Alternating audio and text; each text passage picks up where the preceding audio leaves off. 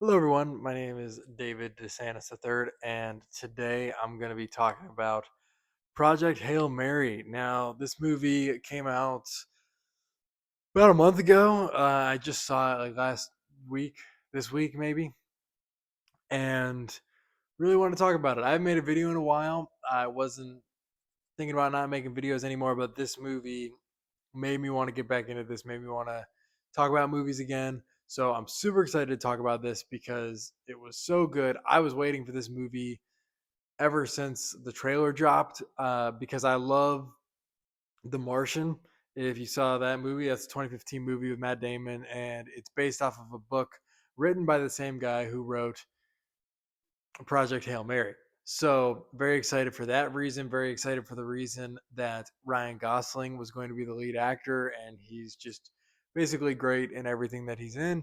And Phil Lord and Christopher Miller were going to be directing, which they have a really, really, really good track record and have made some really good movies.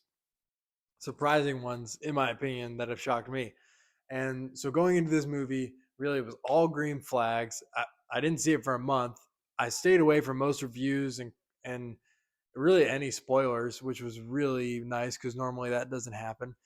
And but obviously I heard how high praise it was getting and how much people liked it. But I was pretty blown away by this movie, specifically because it was a little different than I thought it was going to be. I thought that basically the main plot of the movie, which is the relationship of Rocky and Ryan Gosling, I thought that was just going to be like a part of the movie and it was going to move along and the other plot of saving the world was going to be in the primary, and that was really not the case. It was really the focus was on this friendship and this relationship, and that was just done so well, I think, and done so perfectly. And I think that the movie lives and dies off of this relationship with Rocky and Ryan Gosling, whether you like them and you love them together or you don't. And I think that they make their relationship work very well. And I think both characters are extremely likable, and it's just done so well. And I really, really enjoyed that. And just start right off before I get into that a little more. The movie looks amazing. It is like unbelievably fantastic how amazing it looks. It like I was seeing space. I'm a guy who doesn't like space, never want to go to space. I choose the deep ocean before I chose space. But watching this movie, seeing the space, I was like, yeah, I want to go there. That looks cool. Can I go there? And I hate space. So it just looks so beautiful. They filmed it. I looked it up. It's not film, it's digital, but they reworked it to make it look like film in some ways, which I could really tell and really made it stand out. And another thing that made it stand out was the physical practical effects. The practical effects in these movies are amazing.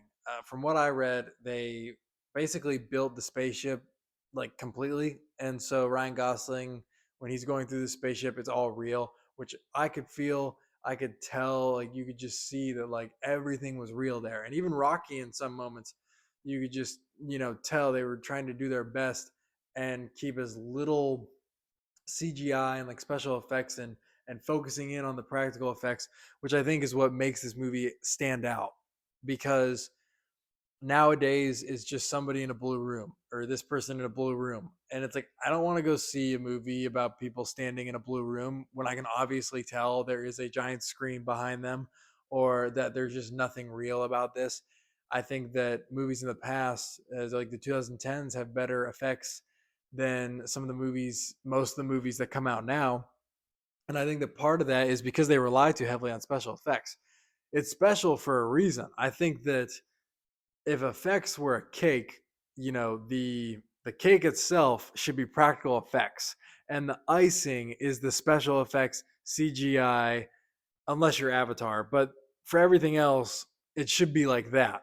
And this movie does that, where it's like its bulk, its core is practical effects, and then it adds in these special effects that look really good. The worlds that they go to, the again space, insane. It looks amazing. It makes you get more into this world and I think it's so good.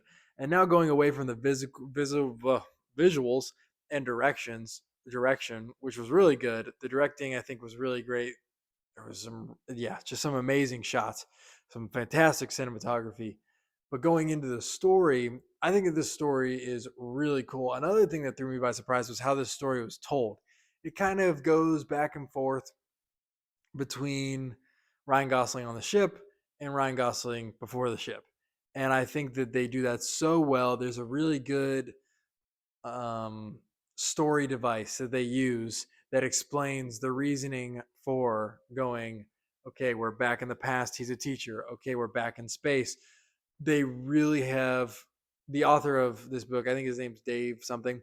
He does a really good job of like, all right, this is why I'm going to keep going back and forth. And it leads up to a really great twist that was so shocking. So that was amazing.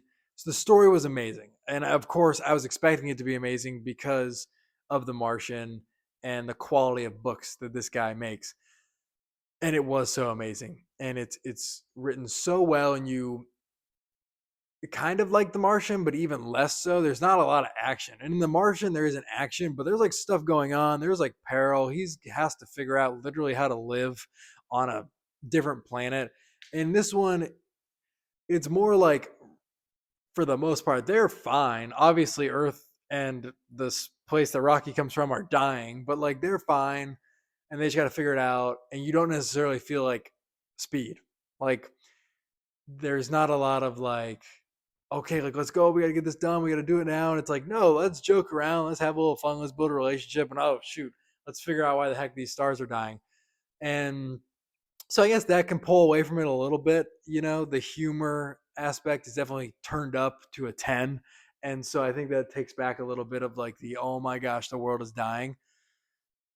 But they use the mechanic again of the flashbacks, which does bring it a little bit back down to earth of like, oh man, like it's weighty. And so I think that the flashbacks help keep it weighty, but still sometimes when you're just with Rocky and Ryan Gosling, you're like, oh, I forget why we're here. This is so much fun. Which again is still not necessarily a bad thing, because you kind of just get wrapped in this relationship that they have and the journey that they're going on, which is really cool. And I think that they really knocked it out of the park with the relationships, like I said, from the beginning to the end, from when they first meet to the last scene. I think they do such an amazing job. A lot of humor put in there. Honestly, maybe even a little more than I like, but I still thought it was done super well. So I was fine with it. It was a lot more humor than I was expecting, but it was really funny.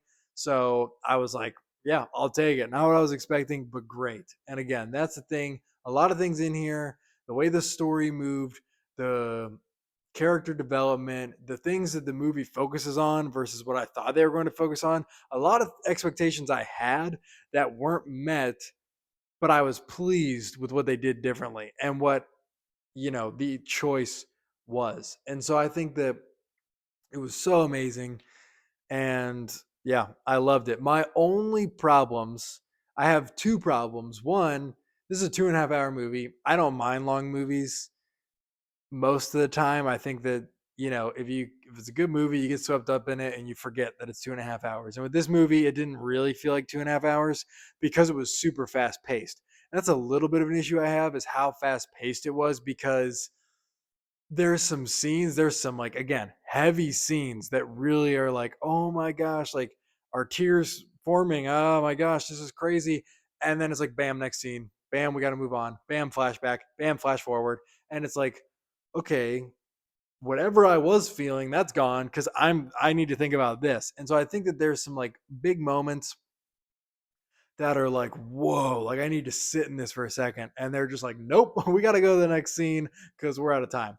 And I think that that is a little bit of a hindrance to the movie, not in a huge way, but in a way of where I noticed it twice, where I was like, man, I would have loved if we just sat on that a little more, because I'm not fully done thinking about that, but we're already on to something different that's also important. So that, I think, was a little bit of a problem, but not huge again. Like I still think this is an amazing movie, and like I still loved it. I think that as the days go on, I think more about some of those scenes, but still how amazing it was. Like it's still amazing. It's gonna be hard to beat, for best movie of the year, in my opinion, because of how well made. Like this is a film. All right, this is a film. I think that, and I don't know, this might sound up on a high horse or something, but everything's a movie, right? That comes out in theaters and unfortunately streaming nowadays. But not everything's a film. You know, like Interstellar is a film. Uh, Django Unchained, uh, you know, all good movies, great movies, classic movies. They're films. Jumanji: Welcome to the Jungle is not a film. It's just a movie. It's entertainment, and there's nothing wrong with that. I love movies that are just entertaining and hilarious. Jumanji: Welcome to the Jungle is one of my favorite movies, but I'm not like, yeah, that's a good film. Like, okay, that's probably not what you would call like cinema or like a movie or whatever. It's like that's just a popcorn movie. Let's have fun, which need their place. But there was a time when they could be both, where it was like, yeah, this is art, this is cinema, this is a film, but it's also I'm just grabbing my popcorn. I think of like The Mummy or like The Mummy Returns, like which some people might disagree with me that those are like films, but it's like they have deep roots and they have like these really artistic things going on within them, but then they're a ton of fun. And it's like, let's mix both of those together. And I think that's what this movie does. Like, it has some real stuff going on, but at the same time, it's a ton of fun. And, I had a smile on my face most of the time because it's just a lot of fun. And it's so amazing to watch. I'm so glad I got to see it in theaters. The movie theater needs to keep being a thing. It also needs to get cheaper. And it's so amazing. Like you're missing out if you don't see this in theaters. And I think that it is true that movies just aren't like this anymore, and we're not gonna get another movie like this for maybe 6 more months, because that's just where we are with Hollywood. Everything's a sequel or a remake, and I mean, even based off a book, this isn't necessarily an original thing, but it's so amazing, and they put so much time into it. They put a lot of money into it, obviously, and which is what we need more of. And I think you see that back in the day where more movies were coming out like this, where it was like, this is fun.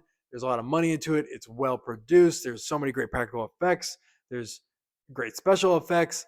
And now we get like, okay, we have, you know, real bad special effects with a really rushed timeline and an okay story with characters that I don't really know why they're here. It's like they're just producing to produce, and they're almost it's killing the movie industry, unfortunately, specifically the movie theater industry. And this movie, I think of like obviously the Avatar movies, but like Top Gun Maverick, honestly F1, but not to the same extent. But like it's movies like that we need more of, where it's like, yes, this is why you go to the theater, this is why you go to experience something. You get to like watch art. Like this is art. And I think that that's the big difference with a lot of movies that come out nowadays. Like these movies are just honestly like the Instagram real version of movies, where it's just like, let's just make something, get it out quick, grab people's attention, they'll forget about it in 20 seconds. It's like, this is not one of those movies. This is like a movie from the 90s or a movie from the 80s or even the early 2000s, and there's some in the 2010s, and it's like, we need to go back to that. We need to make this the norm, because this used to be the norm. Movies that were this great, and now this is like, okay, like now that I've seen this movie, now it's when's the next time a movie's going to come out that's like actually art? And not to be offensive to people that make movies that are coming out right now that I don't necessarily would consider that. It's art in your own way, probably, sure, have fun, but yeah, we just need more movies like this, more movies that draw people in to the theater. That draw, like, I was gonna stop making YouTube movie reviews, but this movie was like, all right, remember how much you love movies? Remember how passionate you are about them? Like, we need more movies like that, because there's so many movies that come out nowadays that are like, I don't want to go to the theater anymore. Do I even really like movies? That's what's happening in Hollywood. It's like, do I even really like movies? Did I even really like the first movie of that or the prequel to that or whatever? And so I think that we've just got to grab on to these kind of movies and hopefully make more. Who knows if that'll happen or not? Biblical application, I kind of forgot I was doing that, but there's plenty. I mean, Project Hail Mary, wonderful prayer, wonderful woman, mother of Jesus. That's so awesome. And then yeah, I mean, there's so much. There's a lot with just sacrifice. I could probably harp on the sacrifice themes in this movie for like 10 minutes. Doesn't really sound long, but I think that the biggest takeaway you could have is the sacrificial aspect that's in this movie. And I mean, obviously that points back to Christ and his ultimate sacrifice for us that will never be topped and never be matched. So yeah, this movie is amazing. I give it an A. I'm gonna do letters for rating because Chris Stuckman did it, and I like that. And I was doing numbers, but I didn't like it as much. All right, so I like Chris Stuckman. I'm not trying to necessarily copy him, but I am. So, and we're both from Ohio. Anyways, this movie was great. You should go see it. I think it's out of theaters now, unfortunately. I hope you probably all seen it because I'm getting to this way super late. But if you want to like and subscribe, you can go for that. I would love to do this more and have fun with it. I hope to be a little bit more regular with this because I love to talk about movies. So, yeah, like and subscribe if you want. If you want to throw a comment in there, that'd be cool. And, thanks. This is David at the movies, and I hope you enjoyed it and stay tuned for the next one. And that's all.